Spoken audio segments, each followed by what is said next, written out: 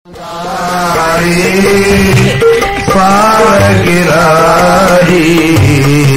सत विचारी गिराही सत विचारी। देखा जग में संत उदारी, देखा जग में संत उदारी, देखा जग में संत उदारी, देखा जग में संत उदारी। सार गिराही सत विचारी। आवाज वाला भाई स्वामी जी का।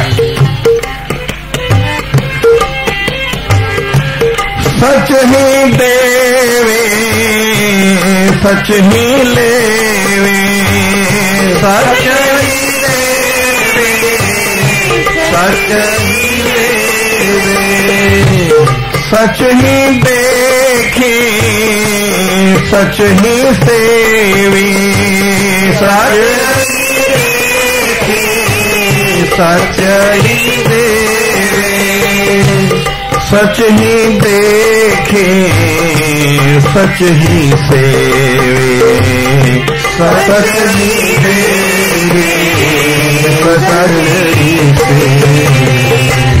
समदम आदिक छठ गुणधारी, समदम आदिक छठ गुणधारी। सार गिराही सत विचारी, सार गिराही सत विचारी। देखा जग में संत उदारी, देखा जग में संत उदारी, देखा जग में संत उदारी, देखा जग में संत उदारी। संत उदारी संत उदारी, सार गिराही सत विचारी, सार गिराही सत विचारी। अपने शिर बहु दुख सहारे, अपने सिर पर दुख सहारे, अपने सिर बहु दुख सहारे, अपने सिर बहु दुख सहारे। सब जीवों के कष्ट निवारे, सब जीवों के कष्ट निवारे, सब जीवों के कष्ट निवारे, सब जीवों के कष्ट निवारे। स्वार्थ बिन से पर उपकारी, स्वार्थ बिन से पर उपकारी, पर उपकारी, सार गिराही सत विचारी, सार गिराही सत विचारी। देखा जग में संत उदारी, देखा जग में संत उदारी, देखा जग में संत उदारी, देखा जग में संत उदारी। संत उदारी संत उदारी, सार गिराही सत विचारी, सार गिराही सत विचारी। अति केरे पालो केरे पाकर है, केरे पालो केरे पाकर है, अति केरे पालो केरे पाकर है, अति केरे पालो केरे पाकर है।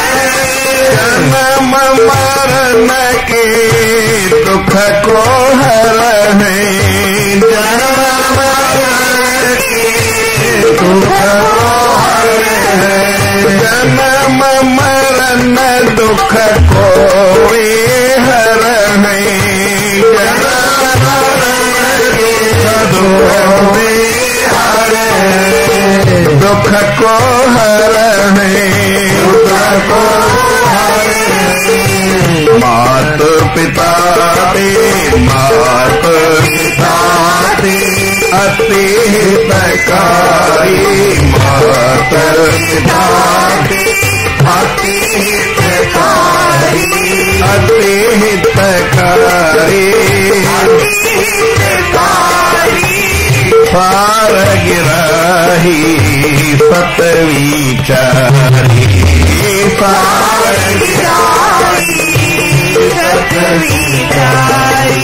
देखा जग में संत उदारी देखा जग में संत उदारी देखा जग में संत उदारी देखा जग में संत उदारी संत उदारी पार गिराही सत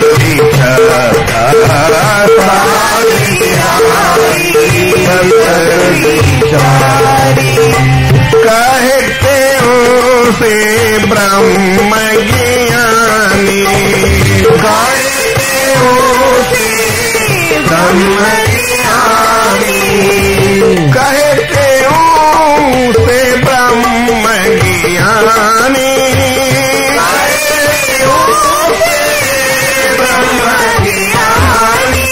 रहते आत्म अंतर ध्यानी आत्म अंतर ध्यानी अंतर ध्यानी आत्म अंतर ध्यानी जाऊं तिन पर जाऊं तिन पर मैं बलिहारी बलिहारी जाऊं तिन पर जाऊं तिन पर मैं बलिहारी पार गिराही सत विचारी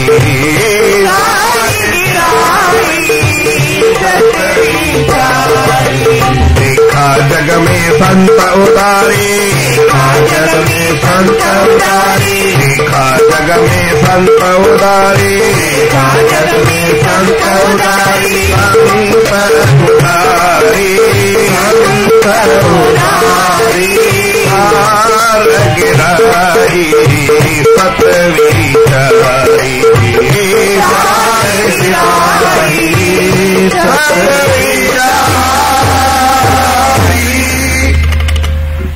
प्रेम से बोलो श्री राम श्री राम सतनाम साक्षी सतनाम साक्षी सतनाम साक्षी सतनाम साक्षी सतनाम साक्षी सतनाम साक्षी सिंधी में ॿुधायां छा अॼु सभु वेठा सभु सिंधी में हिंदी में ॿुधायां सिंधी में बताएं क्या भाई सिंधी में बताएं कि हिंदी में हिंदी में हो तो हाथ खड़ा करे कौन हिंदी वाले हैं 5-7 जना था नहीं हाँ हिंदी में कोई बात नहीं हाँ हिंदी में बताओ प्रेम से बोलो श्री राम श्री राम।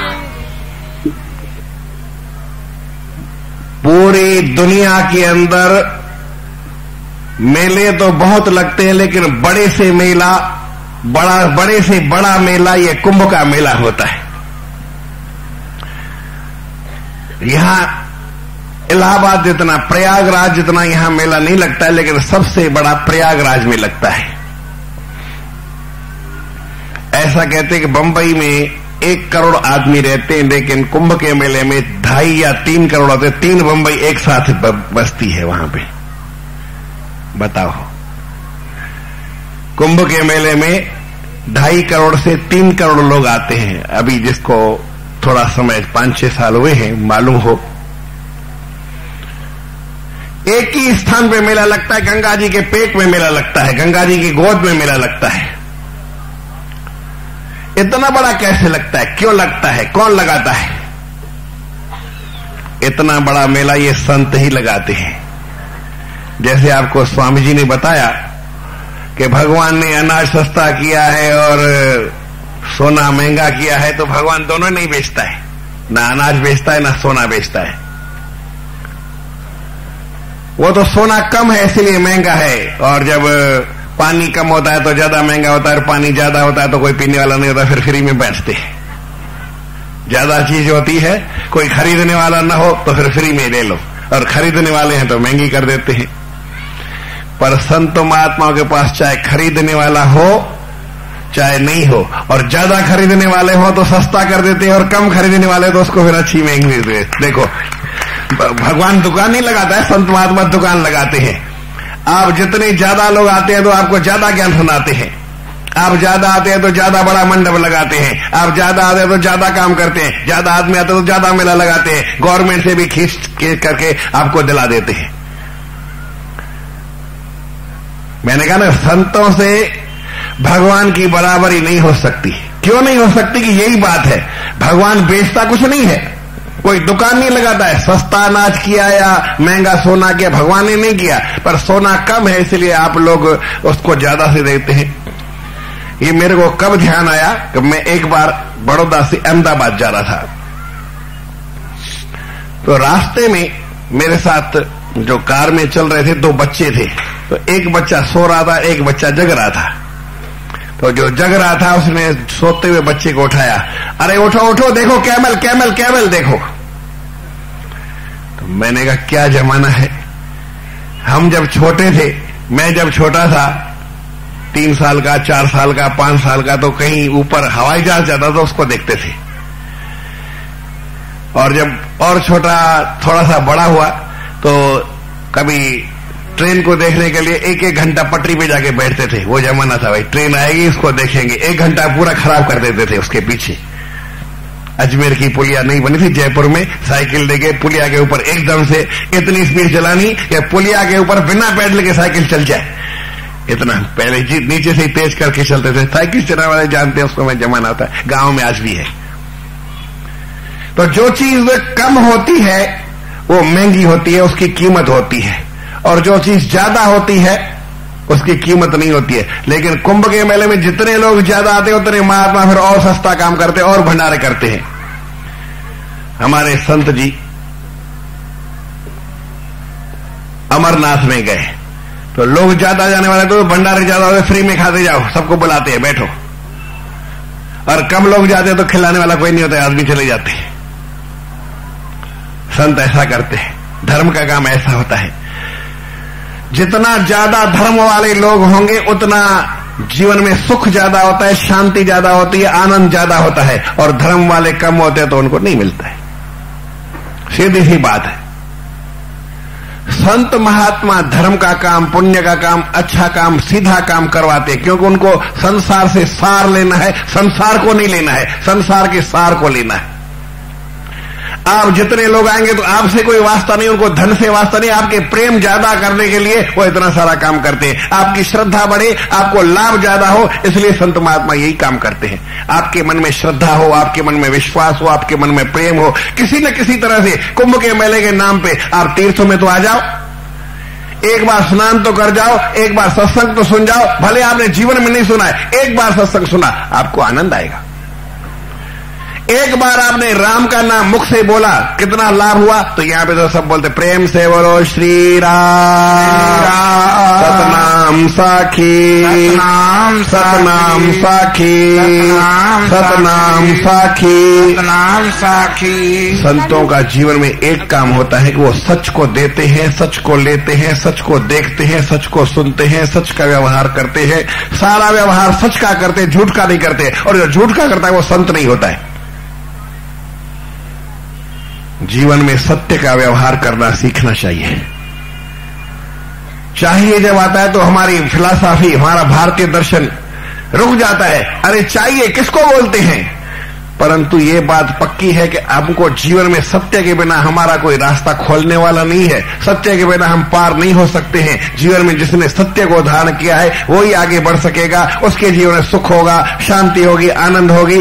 लोभ में आकर के, लालच में आकर के, किसी मुसीबत में आकर के, कैसी जगह अटक करके आप जब झूठ बोलते हैं तो उसका आपको दंड भोगना पड़ता ही है, पड़ेगा ही।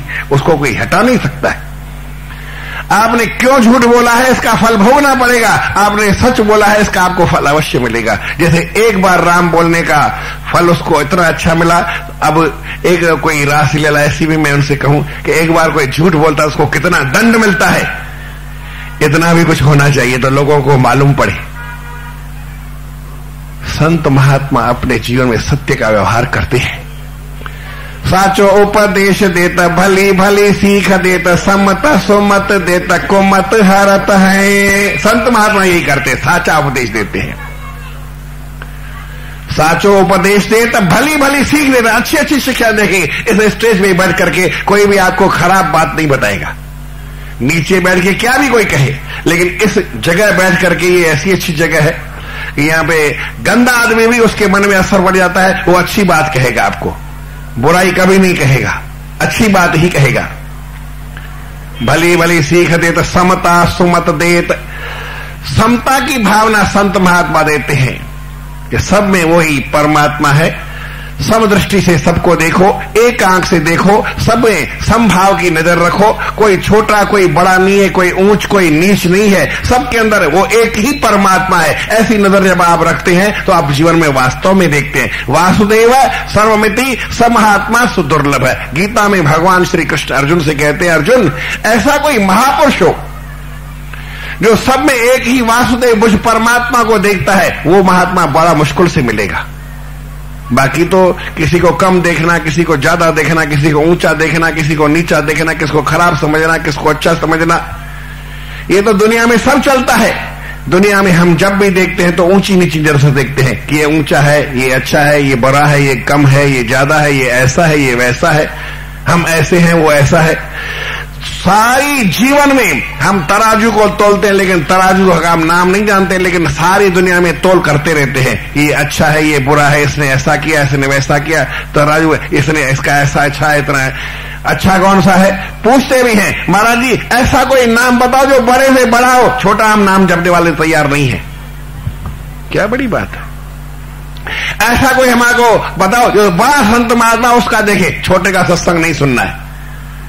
अरे भाई छोटा या बड़ा क्या होता है। हमारे गुरु महाराज के पास, सदगुरु स्वामी सर्वानंद जी महाराज के पास एक व्यक्ति आया, प्रेम से बोलो श्री राम, श्री राम। जयपुर में आकर के बोलता है कि महाराज जी हमारे घर में थोड़ा खटपट हो गई है, झगड़ा हो गया है। बोले क्यों भाई, क्या बात है। बोले और कोई बात नहीं है, कोई कहता है कि तुम अमुक पाठ रखाओ, गुरु ग्रंथ साहब का पाठ रखाओ, कोई कहता है श्रीमद् भागवत का पाठ रखाओ, कोई नहीं गीता सबसे अच्छी है, गीता का पाठ रखाओ, कोई कहता है कि नहीं हमारे श्री प्रेम प्रकाश ग्रंथ जो गुरु महाराज का बनाया हुआ है इसका पाठ रखाओ। किसका पाठ रखाए, कोई बोलता है रामायण का रखाओ, कोई बोलता है भागवत का रखाओ, कोई बोलता है पुराण का रखाओ, कोई बोलता है शिव पुराण का रखाओ, कोई बोलता है कि और किसी पुराण का रखाओ, कोई बोलता नहीं गरुड़ पुराण का रखाओ, वही अच्छा है, दूसरा पाठ मत रखाओ, दूसरे की जरूरत नहीं है। तो मैं कौन सा रखाऊं। घर में आप सबने मिलकर के, हम सबने मिलकर के एक निश्चय किया कि जो स्वामी जी पाठ कहेंगे, जो बड़े से बड़ा पाठ होगा वो रखेंगे। अब आप बताओ, जो बड़े से खर्चे का ख्याल नहीं करना, कितना भी खर्चा हो जाए, लेकिन जो बड़ा पाठ हो वो हमको बताओ, तो हम कौन सा पाठ रखें। स्वामी जी मुस्कुराने लगे। फिर सत्संग में स्वामी जी खुद ही बता देते, फिर ऐसा मैं मुस्कुराने लगा, मैं सोचने लगा इसको क्या कहूं, कौन सा बड़ा पाठ बताऊं इसको। फिर बोले मैंने उसको बताया, हमारे गुरु महाराज ऐसा बोलते थे, मैंने उसको बताया प्यारे तुमको सच्ची बात बतावे। बोले हाँ महाराज, चिंता नहीं करना, डरना नहीं, पैसा खूब है, कितना भी खर्चा हो जाए, बड़े से बड़ा पाठ बताना। बोले ठीक है, सच्ची बात बतावे। बोले हाँ महाराज। बोले देखो बड़ा तुम्हारा है विश्वास, बड़ी है तुम्हारी श्रद्धा, कोई पाठ बड़ा नहीं होता है, कोई संत बड़ा नहीं होता है। जिसके अंदर आपका विश्वास है, जिसके अंदर आपकी श्रद्धा है, जिसके अंदर आपका मन स्थिर हो जाए, जो अपने आंखों से देखते ही आपको निहाल कर दे। जगत में संत पूर्ण से जगत नजर सा निहाल कर जे। संसार में वही संत पूर्ण जो अपने एक बार देखने से हमारे मन की दुविधा को शांत कर दे, जिनके देखने से हमारे मन में परमात्मा का नाम आवे। जिन निसंतड़िया मेरी दुर्मत वने, मित्र असांदे से हाँ ढूंढे दिया जग सवाया, नानक विरले के। गुरु नानक देव से बहुत आदमी मुश्किल मिलते हैं ऐसे संत महात्मा, जिनको देखने से मेरे मन की दुर्बुद्धि समाप्त हो जाए। मेरे मन में से सजन संत प्यारे मेल, जिन संतड़िया तेरा नाम सत नाम चित आवे। ऐसे संतों का मुझसे मिलाप कराओ, जिनको देखने से आपके नाम की याद आए, आपकी याद आए, आपको मैं मन में स्मरण कर सकूं, आपकी सुंदर सांवली सूरत मेरे मन में आ सके। ऐसे संतों महात्माओं का, ऐसे संत जनों का मुझसे मेल मिलाओ। हमारे गुरु महाराज भी यही बात कहते हैं, जाका दर्शन परसन सहार है, सर्व जीवों के दुख निवार है, स्वार्थ बिन से परोपकारी। दुनिया के जितने लोग कोई न कोई स्वार्थ रखते हैं और भगवान के बारे में कह ही नहीं सकते, लेकिन जब लीला देखते हैं तो कई जगह ऐसे भक्तों ने कहा कि प्रभु आपने गज को तारा तो उसने आपको एक फूल चढ़ाया था। द्रौपदी ने भी एक कुछ जीवन में पहले किया था, चाहे साड़ी को फाड़ करके 4 टुकड़े दिए थे, तब भी आपने उसकी। ऐसा कोई नहीं हो सकता कि बिना कुछ दिए लिए और बिना किसी काम के केवल हमारे प्रेम की पुकार पे हमारे ऊपर प्रसन्न हो जाओ। भगवान को ऐसा कहते हैं, लेकिन संत महात्मा बिना लिए, बिना स्वार्थ भी नहीं, अपने का नुकसान करके, कुछ चाहते नहीं है, कुछ लेते नहीं है, ऐसे ही सब कुछ देते हैं, परंतु स्वार्थ उनका कोई नहीं रहता है। स्वार्थ नहीं रहे कोई बात नहीं, लेकिन अपने को कष्ट में डाल करके, अपने को मुसीबत में डाल करके, अपने सिर के ऊपर कई दुखों को सहन करके फिर भी दूसरे को सुख देते हैं। ये है संत महात्मा। प्रेम से बोलो श्री राम। श्री राम। संतों की महिमा स्वयं परमात्मा वो भी नहीं कर सकता है। अपने शिर पर दुख सहारे हैं, सर्व जीवों के कष्ट निवारे हैं। हमारे गुरु महाराज को सिंध देश के अंदर कितने कष्ट दिए गए, कितनी तकलीफ दी गई, पर फिर भी उन कष्टों के सहन करके अपने को उनको अपने पंचायत से निकाल दिया गया। गांव में नमक तक नहीं मिलता था, सब कुछ इतना कष्ट देने के बाद फिर आकर के माफी मांगी, महाराज हम भूले हैं। बोले कोई बात नहीं। भगवान सत्यनारायण की कथा सुनते हैं, उसमें तो भगवान की जब वो पूजा करते हैं तो राजी होता है, लेकिन संत की पूजा नहीं करो, कोई व्रत नहीं रखो, कोई बात नहीं, अपने आप राजी हो जाते हैं। और दुखी देख को बिना दुख उसको दुखी देख करके ही राजी हो जाते हैं। भगवान तो व्रत नहीं किया तो उसको दुखी कर देते हैं। सत्यनारायण की कथा सुनते हैं। मैं भगवान के बारे में जानता नहीं, मैंने देखा नहीं, सुना नहीं, जो बातें पढ़ी लिखी आपने सुनी है वो तो नहीं पढ़ा है, मैंने भी ज्यादा नहीं मत उसके पीछे समझा है। सत्यनारायण भगवान का वो व्रत नहीं रखता है तो उसको जेल में डलवा देते हैं। संत क्या जेल में डलवाते किसी को? कितना ही कोई बुराई करे फिर भी उसका भला करते हैं। एक छोटी सी पुरानी कथा आपने सुनी होगी। एक महात्मा नदी में स्नान करने गए तो एक बिच्छू उसमें डूब रहा था नदी में। महात्मा ने क्या किया जी बताओ? हाँ जी, बिच्छू को निकालने के लिए ऐसे अपने अंजलि में पानी भरा, तो पानी तो धीरे धीरे अंगली से बह गया, बिच्छू यहां आ गया। तो क्या किया बिच्छू ने? काटा, और काटने के बाद संत को भी तकलीफ हुई, क्योंकि बिच्छू का डंक बड़ा तेज लगता है, बड़ी तकलीफ होती है। संत के हाथ से बिच्छू छूट गया, पानी में फिर डूबने लगा। फिर संत ने ऐसे चुल्लू भरा और फिर उसको निकाला। 4 बार डंक मारा, फिर भी संत उसको 5वीं बार निकाला। किसी ने देख लिया, बोलता है महाराज क्या करते हो, तुमको 4 बार से ने डंक लगाया है, फिर भी इसको निकाल दो, बाहर निकल के और किसी को डंक मारेगा। तो संत ने क्या जवाब दिया, कोई बता सकता है? हाँ जी, बोला बिच्छू की आदत काटने की है, ये दुख देने की है, ये अपने स्वभाव को नहीं छोड़ता है, तो मैं संत होकर के अपना स्वभाव कैसे छोड़ूंगा भाई। अति कृपालु कृपा करें, ये संतो महात्मा की अति कृपा है। कितना बड़ा कुंभ का मेला लगाते हैं, कोई करे नहीं करे, कितनी गर्मी सहन करते हैं, कितनी सारी तकलीफ सह करके कुंभ के मेले में आएंगे और आप सबको बुला के भी ले आते हैं। क्यों बुला के? पूरे भारत के लोग एक हो जाए, पूरे भारत में एकता होनी चाहिए। पूरे भारत के लोग जो अपने को कोई गुजराती समझता है, कोई अपने को मराठा समझता है, कोई अपने को मद्रासी समझता है, कोई अपने को सिंधी समझता है, सारे मिलकर एक परमात्मा की संतान बनो, भारत माता की संतान बनो। इसलिए ये सारे कुंभ के मेले लगाते हैं। कौन ऐसा करेगा? अपना खर्चा करते हैं, अपना सारा जीवन का समय देते हैं, अपना भाव भक्ति छोड़ करके दुनिया की एकता के लिए, भारत की एकता के लिए ये संत महात्मा इतना कुंभ का मेला लगाते हैं। कोई करे, कोई नेता करे, कोई बड़ा अफसर करे, कोई नहीं ऐसा करेगा। ये संत महात्माओं की साहस है, संत महात्माओं की हिम्मत है। वो पूरे भारत को एक करने के लिए चारों जगह अपने समय समय पर कुंभ का मेला लगाते हैं, इतने लोगों को इकट्ठा करते हैं। कोई आवे नहीं आए, आपको भी पुण्य का लाभ मिलेगा, आपका भी पुण्यार्जन होगा, आपका भी अच्छा जीवन बनेगा, आपको भी कोई शिक्षा मिलेगी और आपका भारत के अंदर कितना प्रेम होगा, पूरा भारत एक दिखेगा। सारी दुनिया इस कुंभ के मेले को देख करके कहते हैं कि देखो भारत में कितना बड़ा मेला लगाते हैं, कि सारे दुनिया के लोग इस जगह आकर के एकत्रित होते हैं, सब धर्मों के लोग आकर के एकत्रित होते हैं। ये संतों महात्माओं का साहस है। लोग नहीं समझेंगे संतों का उपकार, पूरी दुनिया में कोई समझने वाला नहीं है, वो परमात्मा ही उसकी कदर करता है। इसलिए परमात्मा संतों का सेवक बनता है, वो हमारे ऊपर अपार कृपा करते हैं। अति कृपालु कृपा करहे, जन्म मरण के दुख को हरे, हमारे जन्म मरण के दुखों को नाश कर देते हैं। हमारा ये जीवन भी अच्छा बनाते हैं और परलोक का भी हमारा जीवन अच्छा बनाते हैं।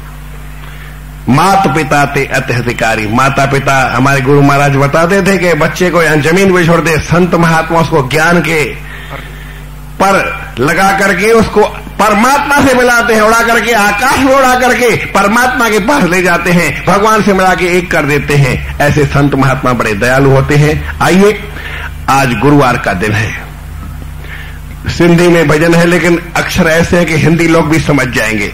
वो हमारा नियम है, हम बड़ौदा में हर गुरुवार को शाम को आखिरी समय यही भजन बोलते हैं। आप सब खाली ज्यादा नहीं उसमें बोलो तो 4 बार एक लाइन बोलनी पड़ती है, कर महरज कयो महरजी नजर, इतना। परमात्मा आपके ऊपर भी आशीर्वाद करेगा, मेहर माने आशीर्वाद, कृपा करेगा। जब मैं ऐसा बोलूं 4 बार, तो आप 4 बार वो लाइन बोलना और सारे हमारे साथ मिल करके बोलो, भाई मोहनलाल माचा